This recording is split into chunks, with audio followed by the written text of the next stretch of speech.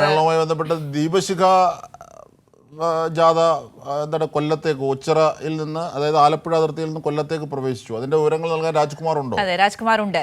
രാജ്കുമാർ, എന്തൊക്കെയാണ് ദീപശിഖ ജാഥയുടെ വിവരങ്ങൾ? എവിടെയാണ് ഇന്നത്തെ സമാപനം? മറ്റു വിവരങ്ങൾ എന്തൊക്കെയാണ്? 4 മണിക്ക് ഓച്ചിറ പ്രയാറിലായിരുന്നു ഇതില് ജാഥയുടെ ഇന്ന് ദീപശിഖ ജാഥ പ്രവേശിച്ചത്. പിന്നീട് അവിടെ നിന്ന് CPM ജില്ലാ കമ്മിറ്റി അംഗങ്ങളും സംസ്ഥാന നേതാക്കൾ ഉൾപ്പെടെയുള്ളവർ സ്വീകരിച്ചുകൊണ്ട് കരുനാഗപ്പള്ളിയിലേക്ക് ദീപശിഖ റാലി ഓടിയെത്തി. അവിടെ കരുനാഗപ്പള്ളിയിൽ പൊതുയോഗം ചേർന്നു. ഇന്ന് കരുനാഗപ്പള്ളിയിലാണ് ഇവർ റെസ്റ്റ് ചെയ്യുന്നത്. നാളെ രാവിലെ ഇതിനൊപ്പം തന്നെ 4 രക്തസാക്ഷി മണ്ഡപത്തിൽ നിന്നുള്ള ദീപശിഖ റാലികൾ കൂടി അവിടെ അണിചേർന്നിട്ടുണ്ട്.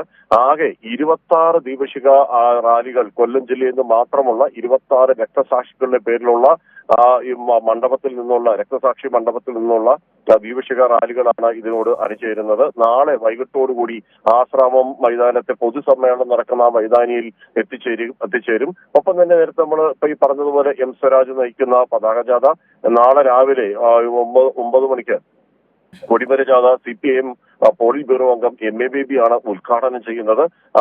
CPM-ന്റെ കേന്ദ്ര കമ്മിറ്റി അംഗം CS സുജാതയാണ് കൊടിമര ജാഥയുടെ ക്യാപ്റ്റൻ.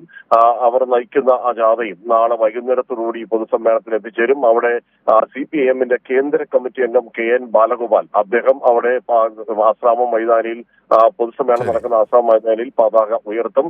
6-ാം തീയതി രാവിലെയാണ് പ്രതിനിധി സമ്മേളനം ഉൾപ്പെടെയുള്ള സംസ്ഥാന സമ്മേളനത്തിന്റെ സുപ്രധാന നടപടികൾ നടക്കുക. അജിംഷാദ് അന്ന. ശരി രാജ്കുമാർ ആ പരിഭവം തീർത്താണ്. ഏറ്റവും പ്രധാനപ്പെട്ടത് ഇന്നിപ്പോ സമ്മേളന കാലമാണ്. സമ്മേളനവുമായി ബന്ധപ്പെട്ട വിവരങ്ങളും വാർത്തകളും ഒക്കെ തത്സമയം നമുക്ക് അതിനുള്ള എല്ലാ സജ്ജീകരണങ്ങളും അവിടെ നാം ഒരുക്കി കഴിഞ്ഞു.